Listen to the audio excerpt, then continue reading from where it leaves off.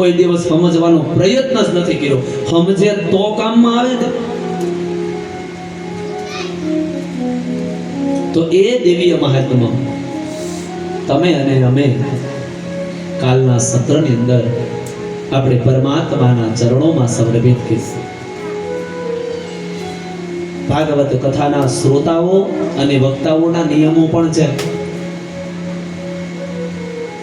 કથા ચાલુ થાય એ પહેલા આવીને બેસી જવું, શાંતિથી બેસવું. જો કે અહીંયા તો કોઈ અવાજ કરતા જ નથી.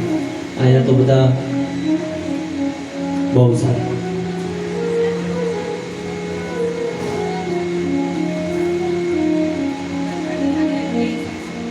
બની શકે એટલા વાતો કરવા સિવાય પરમાત્માના નામનું સ્મરણ કરવું. કારણ કે તમે જે નામ લેશો ને એનું ફળ તમને જ મળશે.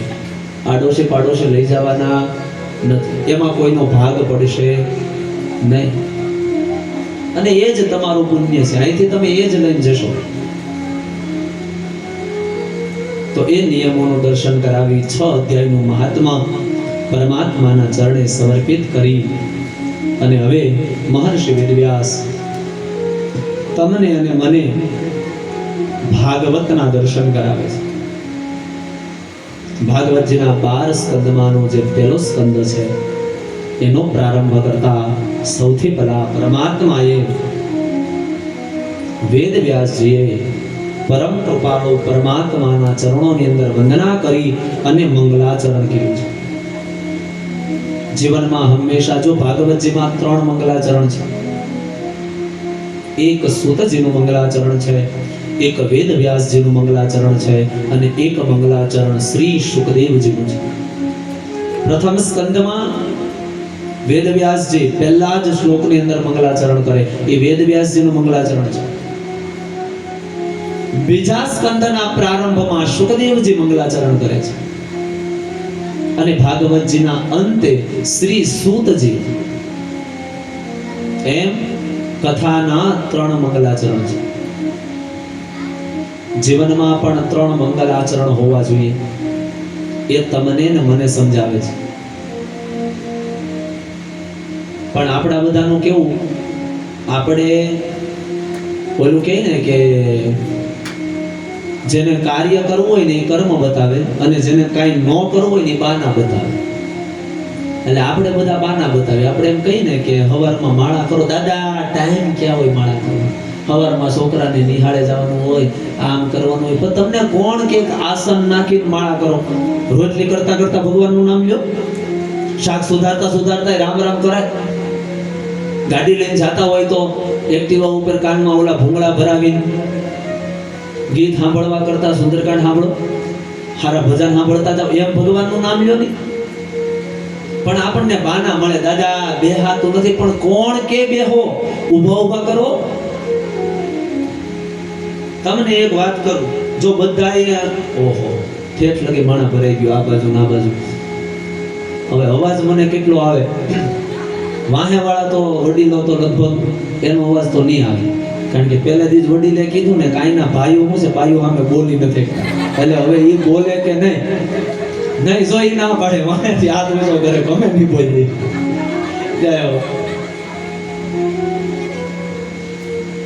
ગોળ હોય, ગોળ એ દિવસે ખાવ તો કેવો લાગે? અવાજ ન આવ્યો. કેવો લાગે? રાત્રે ખાવ તો? હસતા હસતા ખાવ તો? રડતા રડતા ખાવ તો? ઘરની બહાર ખાવ તો? ઘરમાં ખાવ તો? સ્ટીલની થાળીમાં ખાવ તો? કાચની થાળીમાં ખાવ તો? ગમે એમ ખાવ, કેવો લાગે? જો ગોળ કોઈ પણ અવસ્થામાં ખાવ તમને ગળ્યો લાગે તો પરમાત્માનું કામ છે કલ્યાણ કરવું. ગમે એમ નામ લ્યો એ કલ્યાણ જ કરશે. પણ આપણે નામ લેવું નથી. આપણે બાના કાઢવા છે. એવું કાંઈ જરૂરી નથી. માળા લઈને બેસો, ભગવાન સામે આસન નાખીને બેસો, કાંઈ જરૂરી નથી. હાલતા ચાલતા, ખાટતા પીતા, નાતા ધોતા, ઉઠતા બેસતા, જ્યાં સમય મળે ત્યાં. અને માળા રાખવાની જરૂર નથી. આમાંથી લગભગ આપણા બધાના બેંક એકાઉન્ટ હશે, છે ને? હવે બેંક એકાઉન્ટમાં 2 વર્ષ પહેલા તમે કોઈને 5 રૂપિયા મોકલા હોય તો બેંક વાળા પાસબુકમાં લખી દે ને કે આ દિવસે આ સમયે એટલા રૂપિયાનો વહીવટ તમે કરેલો, કે ખોટી વાત? જો એક સામાન્ય માણસને બનાવેલી બેંક તમારા રૂપિયાનો હિસાબ રાખતી હોય તો આ સાહેબ જગતનો બાપ તમારા એક નામનો હિસાબ નહીં રાખે? ગણવાની શું જરૂર? એમ કરો. કાંઈ જરૂર નથી. પ્રેમથી કરો, ભાવથી કરો, સમય મળે ત્યારે કરો, પણ કાંઈક કરો. એને કહેવાય મંગલાચરણ. તો 3 મંગલાચરણ શ્રીમદ ભાગવતજીની અંદર દર્શાવ્યા છે. આવો 2 હાથ જોડી પ્રથમ સ્કંદના વેદ વ્યાસજી કરેલા જે મંગલાચરણ છે એ મંગલાચરણ દ્વારા હવે આપણે ભાગવતજીમાં પ્રવેશ કરીએ, ભગવતમય બની અને ભાગવતજીનું દર્શન કરીએ. કે જન્માદ્ય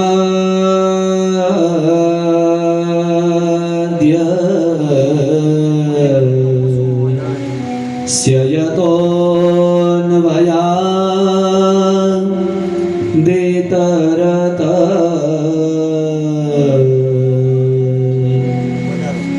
ચાર્થેષ્વભે જ્ઞસ્વરા તેજો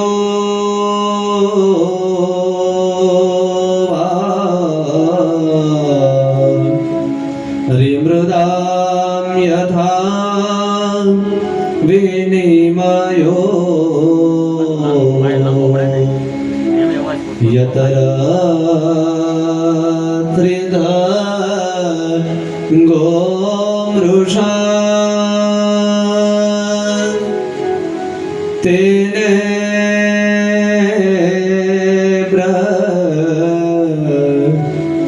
મરદાય આદિકવયે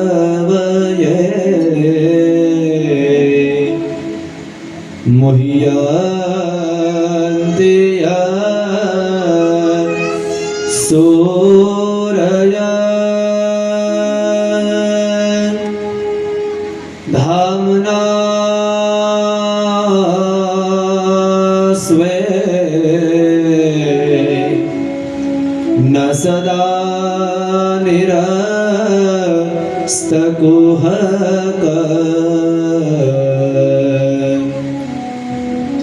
સત્ય